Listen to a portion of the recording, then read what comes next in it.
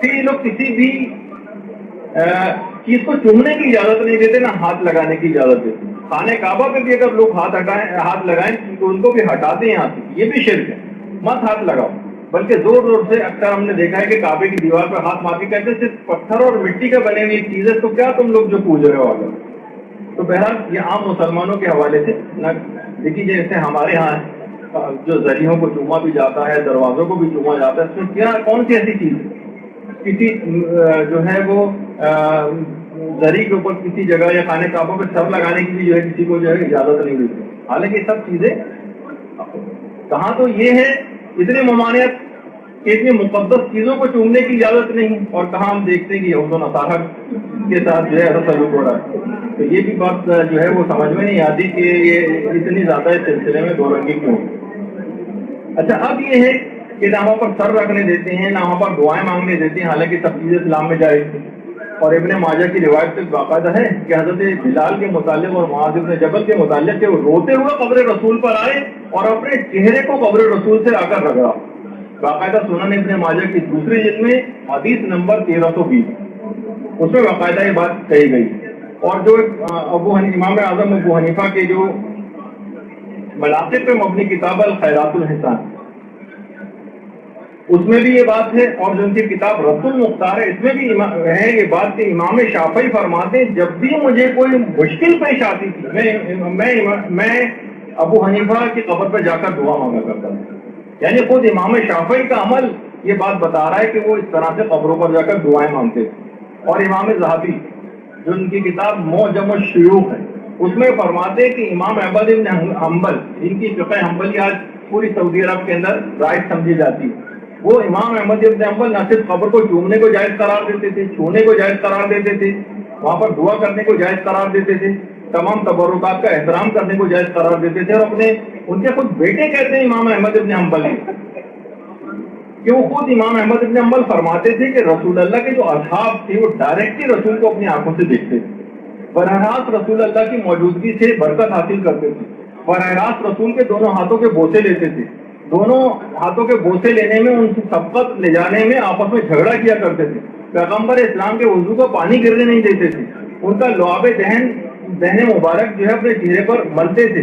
ہمیں یہ سب خوش قسمتی حاصل نہیں، تو ہم خود کو کچھ حاصل نہیں تو ہم کیا کریں؟ ہم خود کو قبر رسول پہ گرا دیتے ہیں، ان کی قبروں کے بوسے لیتے ہیں. جو ہم سے ممکن ہو سکتا ہے ہم وہ کرتے ہیں، ہم اس سے استفادہ کر لیتے ہیں جو ہمیں میسر ہے. تو کیا حرج ہے اس میں؟ کیا قباحت ہے؟ پیغمبر خود ہوتے تو ہم وہ شرف ان سے حاصل کرتے ہیں. جو پیغمبر ہمارے درمیان میں نہیں ہے، ہم ان کی قبر پہ جا کر ان سے جو منسوخ چیزیں ان کا بوسہ لے لیتے، اس میں کون سی حرام والی بات ہے؟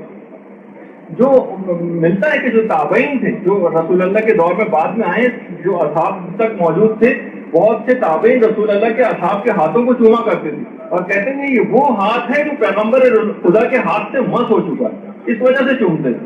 یعنی رسول اللہ سے اپنی محبت کا اظہار کرتے تھے. یعنی وہ رسول جو کہ ہمیں اپنی جان سے، اپنی مال سے، اپنے ماں باپ سے اور اپنی اولاد سے بھی بڑھ کر ہم جس سے محبت کرتے ہیں، کیا اس کی محبت کسی اظہار کا تقاضا نہیں کرتی؟ خود امام احمد بن حنبل کے بیٹے فرماتے ہیں کہ میں دیکھتا تھا کہ ہمارے والد جو ہیں وہ رسول اللہ، ان کے پاس رسول خدا کا ایک منہ مبارک تھا، ان کا ایک بال، وہ اس حد تک امام احمد بن حنبل اس مبارک بال کا اتنا احترام کرتے تھے، اس کے بوسے لیتے تھے، اس کو آنکھوں سے لگاتے تھے، اس کو پانی میں ڈوبو کر اس کا پانی پیتے تھے. رسول اللہ کا پیالہ ان کے پاس موجود تھا، اس پیالے کے اندر پانی پیتے تھے، اس پیالے کے اندر پانی ڈال کر اپنے چہرے کے اوپر چھڑکتے تھے برکت کے لیے. باقاعدہ فتاوی رضاویہ میں احمد رضا خان بریلوی نے ان تمام حوالوں سے سب چیزیں تحریر فرمائی. تو دیکھیے زیارت قبور کے اس کے بڑے فائدے ہیں. بزرگوں کی قبروں کا جو ان کی عظمت ہے، اس کا ایک احترام ہے، اس کی قدردانی ہے، یہ انسانی شرافت کی ایک علامت سمجھی جاتی ہے. قبریں ان کی سیرت کی پیروی کا ایک پیغام دیتی ہیں. قبروں سے انسان، عام قبروں سے بھی انسان جو ہے وہ عبرت حاصل کرتا ہے. دنیا کی چکا چون سے جب انسان گھبرا جاتا ہے تو بہرحال اس کی غفلت کو دور کرنے کے لیے یہ تمام قبریں رکھی گئی ہیں، اور آخرت کے لیے وہ بیداری حاصل کرتا ہے ان قبروں سے. بہت فائدے مند چیزیں. لواحقین جو ہیں وہ ان کی محبت کرنے والوں کے جذبات کی تسکین قبروں کے ذریعے ہوتی ہے. وہ ان کی ہم نشینی کا احساس کرتے ہیں ان کے قبر کے اوپر جا کر. ان کی شدت غم میں کمی ہوتی ہے. وہ اگر حتیٰ کہ آپ دیکھتی کہ جن کے جنازے مفقود ہو جاتے ہیں, بہت سے لوگ ہیں نا کہ ایئر کریش میں کسی جگہ جو مر گئے, ان کے لواحقین خیالی قبر بناتے ہیں. جس جگہ پر جہاز گرتا ہے وہ کریش والی سائڈ, وہاں پر جو ہے وہ پھول وغیرہ لے جا کر رکھتے ہیں. سمندر میں اگر ان کا جہاز کریش ہوتا ہے تو ہیلی کاپٹر سے اس جگہ کے اوپر اس اپنے محبت کے اظہار میں وہاں پر پھول گراتے ہیں. یہ فطرت کے اندر انسان کی چیز ہے. اچھا, زمین پر بھی بہت سے لوگ خیالی قبور بناتے ہیں. پتہ ہے, کوئی بھی زمین کا ایک ٹکڑا لے لیتے ہیں, اس پر ایک خیالی قبر بھی بنا لیتے ہیں بہت سے, جیسے گمنام سپاہی کی قبر اور فلاں اس طرح سے, کہ جن کی کوئی اس طرح سے موجود نہیں.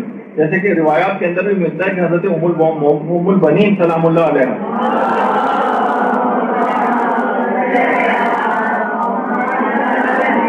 جب چاروں بیٹے واقع کربلا میں شہید ہو گئے تھے تو مدینے, کیونکہ مدینے میں تھی, وہ واقع کربلا میں حضرت ام البنین موجود نہیں تھی, تو جنت البقیع میں انہوں نے ایک خیالی قبریں 4 بنائی ہوئی تھی اور وہاں بیٹھ کر اپنے بیٹوں کے لیے گریا کیا کرتی. تو خیالی قبریں بنانا ایک انسانی جذبات کا اور ایک احساسات کا, ان قبروں سے بہت فائدہ حاصل ہوتا ہے.